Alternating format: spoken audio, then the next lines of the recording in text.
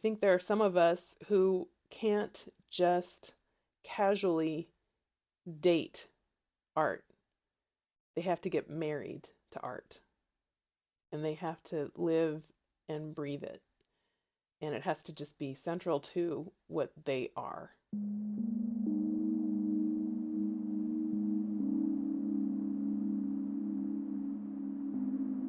A few weeks ago, I stumbled across a video by an artist who goes by the name of Morg, which is short for Morgan, and they were critiquing YouTube as having some pyramid scheme kind of vibes, and then went on to make a really well considered argument that was unfortunately also underscored with a little bit of making fun of behavior, which I think was a little damaging.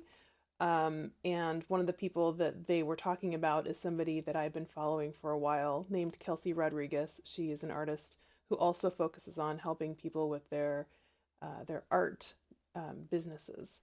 And so she is a more of a two-pronged art YouTuber where she's talking about art practice and art business practice.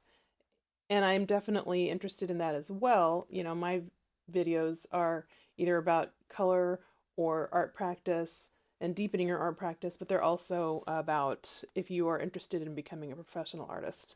But not to certainly, you know, my videos are so like little baby videos compared to somebody who's as established as that and has so much more practice at all of it.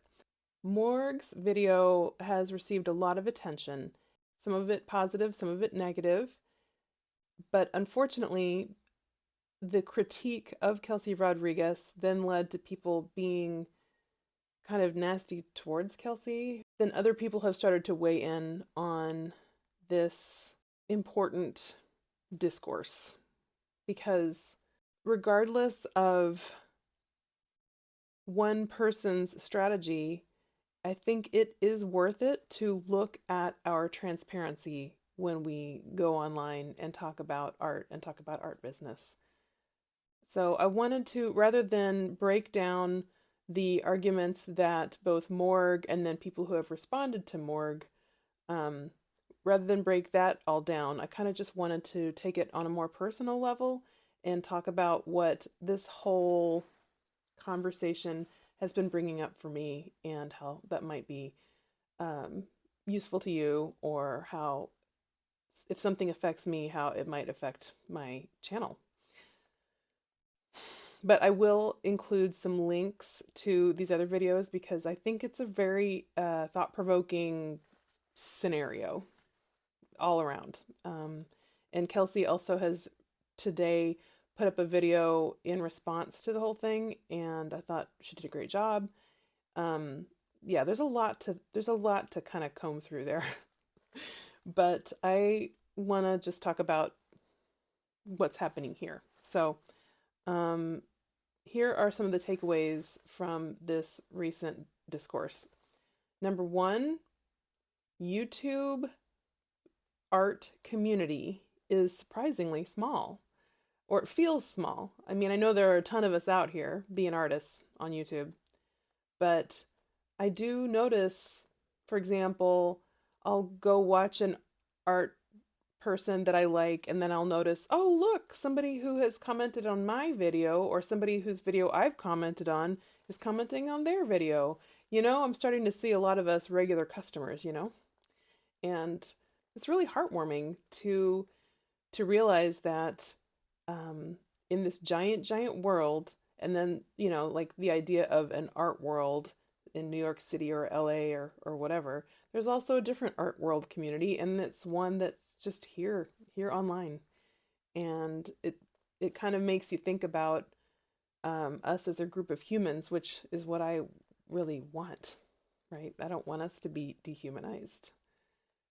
Which is why I don't really like the idea of using YouTube as like a marketing funnel, even though I guess technically having a YouTube channel is kind of like marketing your work and yourself.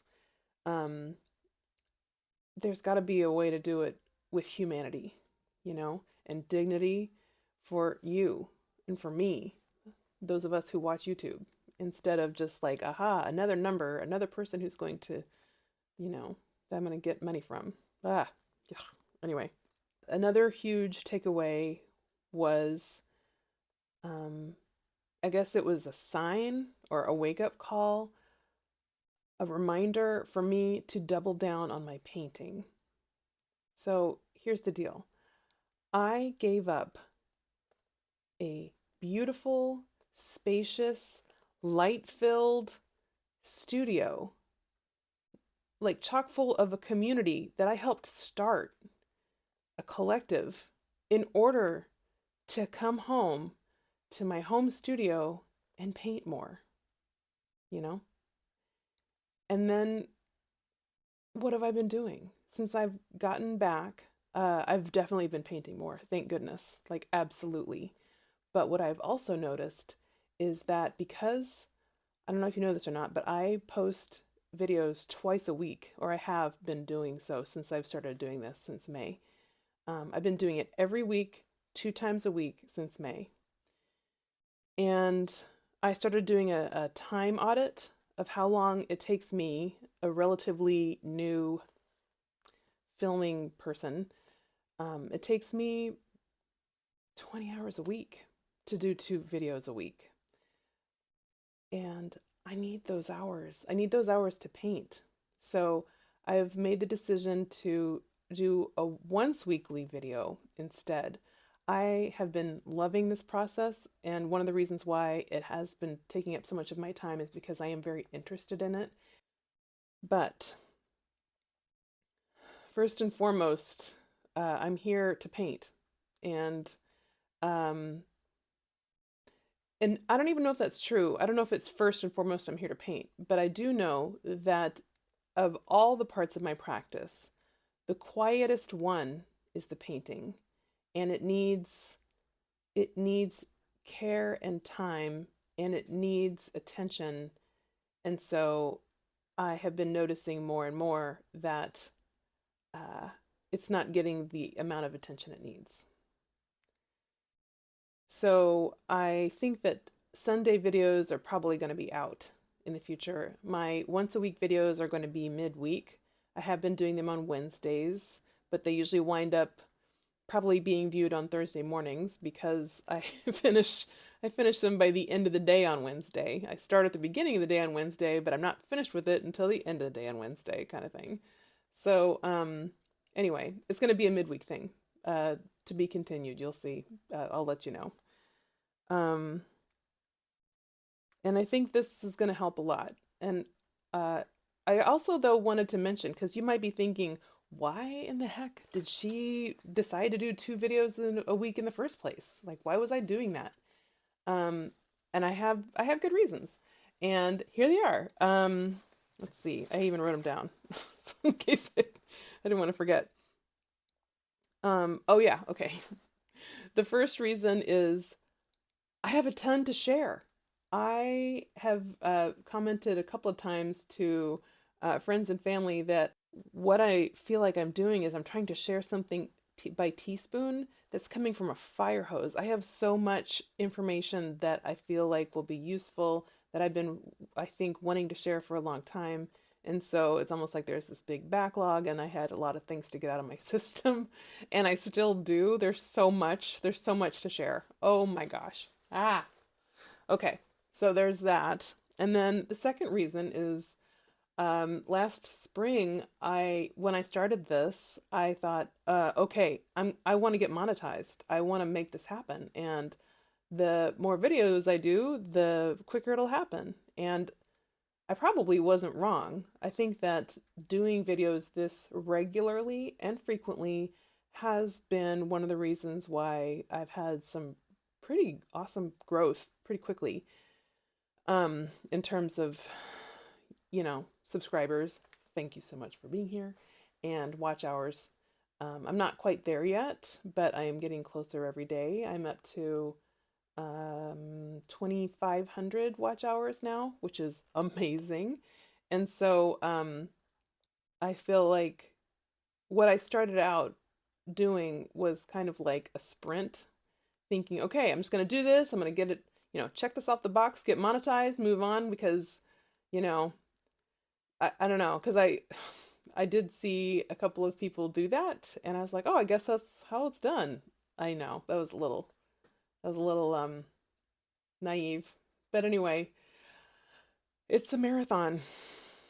I really see that now, and that's okay. And then the third reason is I wanted to fast forward my skills because I know that the more that you begin and end, like begin and complete a video, the better you get more quickly.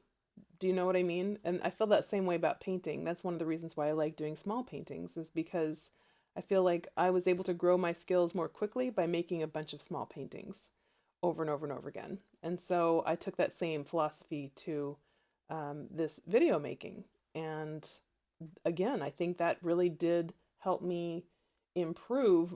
That said, I have a long way to go.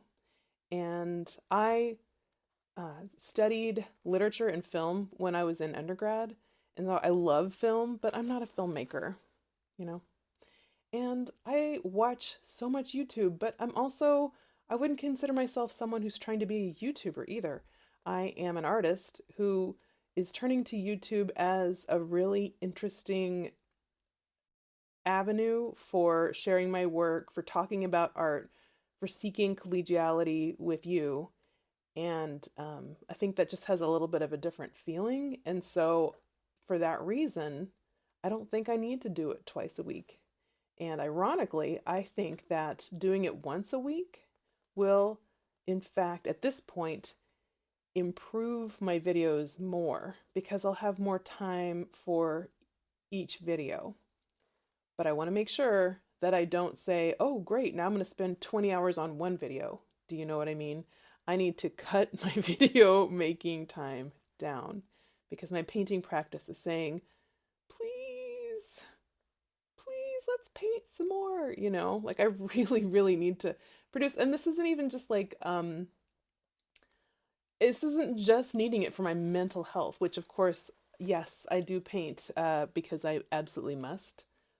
I must. I must. But also, this is my livelihood. I wasn't planning on making money off of doing YouTube per se. Like, yes, I wanted a little bit of extra money from AdSense, but this was only intended to be a small income stream.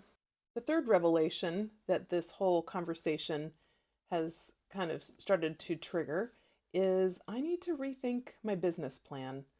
It's time to go back and look at what I'm doing here, you know, because I have been doing some really cool stuff. I feel very proud of the videos I've made, even though they're just good enough videos and they may continue to be just good enough for a really long time.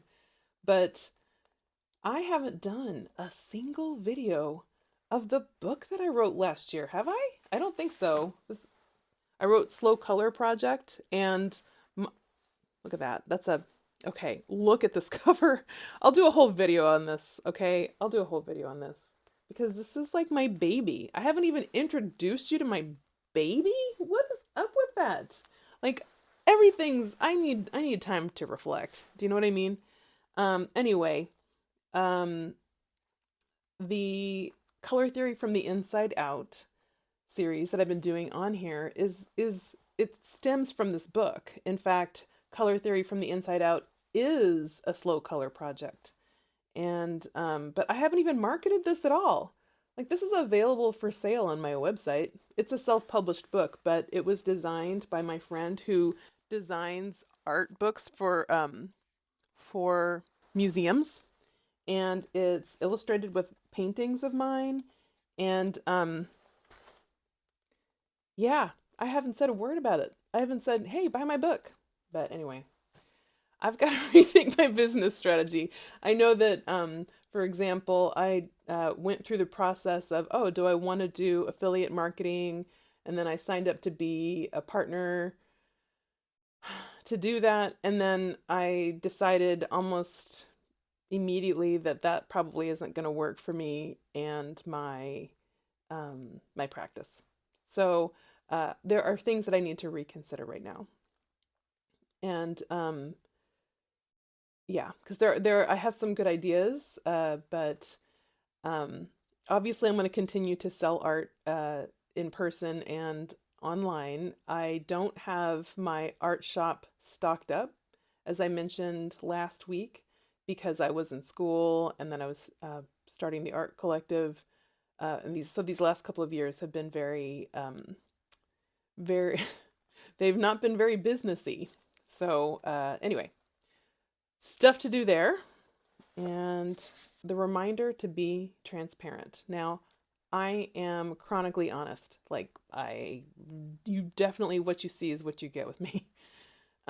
But I want to make sure that I am transparent about this idea of helping people who are interested in becoming professional artists because I have experienced modest success doing this, especially before school, before I went to grad school, because I had time to market myself. But also, um, the economy was a little different then. And so people just had more money to spend or they felt that they had more money to spend on things like art. So I want to mention that because yes, starting this channel was one of the reasons why I started this channel had to do with the idea of okay, I can't just try to make a living only selling art at this stage in my career. I've only been doing it 7-ish years, so I still have a way to go. And but I want to make sure that you don't think that I am saying to you, hey, you can do it. You can just go ahead and quit your day job right now and start your art career. Great idea. In fact, I think where I'm coming from, there are other things that I could be doing for money, but um, I I realized over decades of searching that this is what I am here to do. I have to do it. It's so obvious now. And to do it professionally has to do more than just with making enough money to live, but it has to do with, I think there are some of us who can't just casually date art. They have to get married to art and they have to live and breathe it. And it has to just be central to what they are. It's a privilege to be able to be doing this right now, to have some runway that, first of all, I'm married. So there is another income in this house while I figure this out to be able to be a viable income, you know?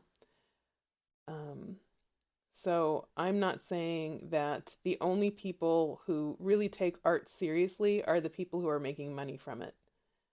No, that would be, that's not true. And there are a lot of people who are absolutely supposed to be living and breathing art who also must be doing another job in order to survive. And I I feel like I'm especially talking to you because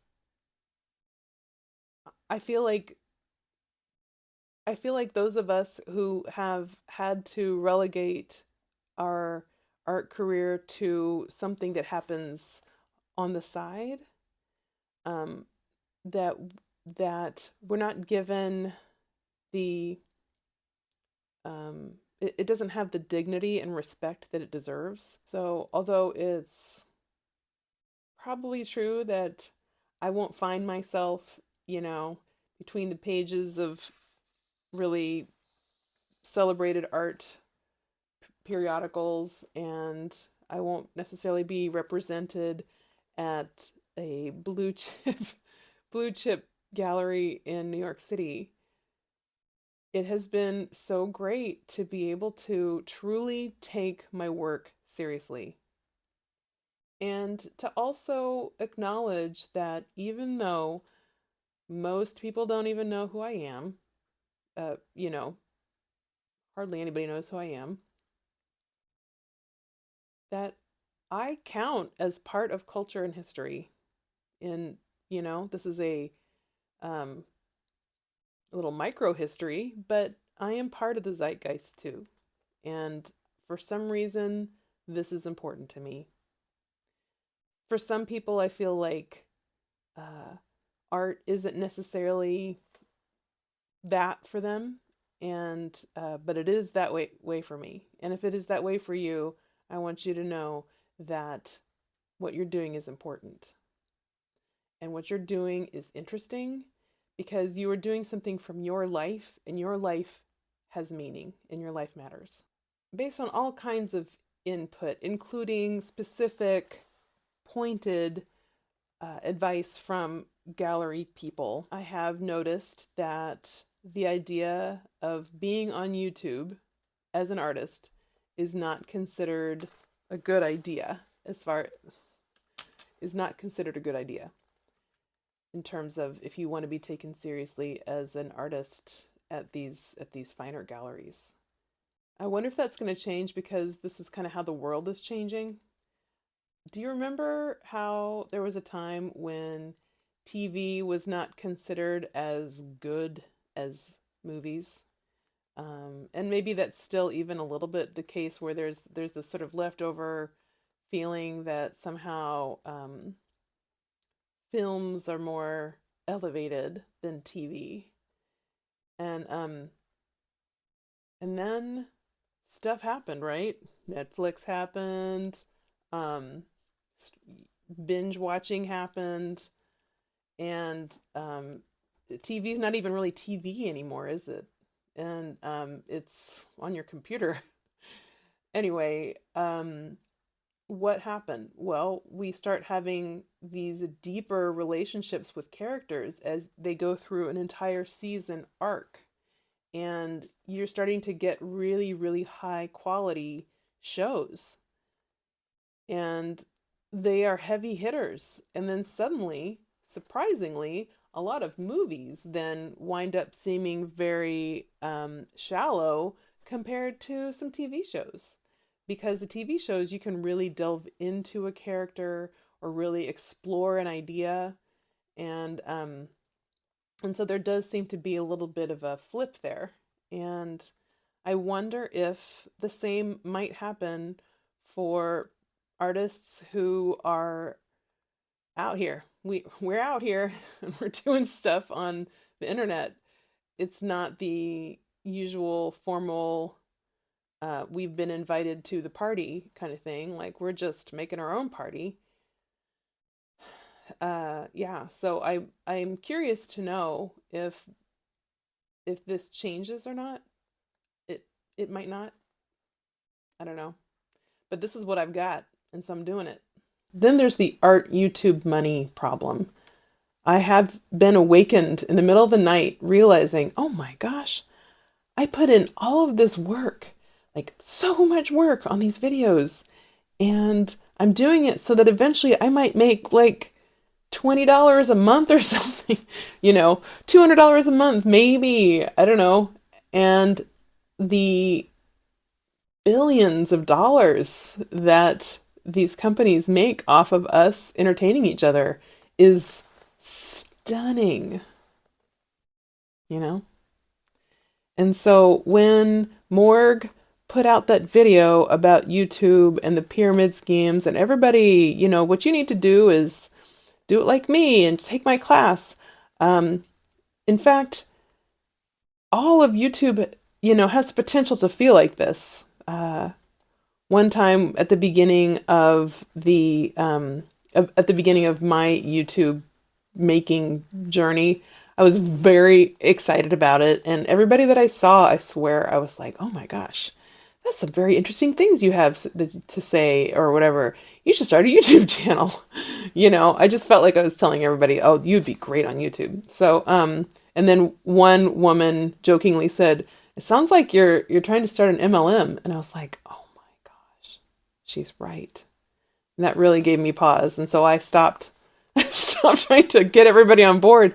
But then I was thinking about, why is everybody making videos that are just like, just start, just do it, just make your videos, just start your YouTube channel. And there is a little bit of feeling of like, why are you trying so hard to get me to start a YouTube channel? You know? Like, what's up with that? Um, it's just like we're this big machine. We're this big money making machine for somebody else. So, while Morg is over there uh, critiquing these people, it's like we're just these little ants in an anthill, and the anthill is being, um, no, no, we're like bees in a hive, and somebody else is eating the honey, is what's going on here. Yeah. But I feel like what's going on here in our little corner of the internet, this art community, it's kind of like we're in the middle of a casino in Vegas, and we've managed to find a little nook off to the side of where the slot machines are, and like we've clipped up a little sheet with clothespins, and we're over here, and we are having a little potluck, and somebody's brought a rug and like tea, and the light from the slot machines is actually really pretty through the filtering of the sheet, and we're just having some sincere moments here in a world where a lot of stuff is going on that is just kind of using us. So I'm hoping that my channel is one, I hope that you see this, that my channel is one that is encouraging you and me to have a life that is filled with our art practice in a way that is very deep and meaningful. And that uh, I had to get online to say, let's get offline. um, you know? So, yeah, there's so much more to say, but this is where I've landed. This is where I've landed today. Um, Thank you for listening to me. And if this has made you think of stuff, yeah, I would love to hear what you have to say. So, um, yeah, I really appreciate you. I appreciate you watching and the things that you say down below, in the comments section. Like, I've really enjoyed our conversations, and I look forward to more of them. And I look forward to doing more painting and sharing it with you, but maybe just at a more slow pace.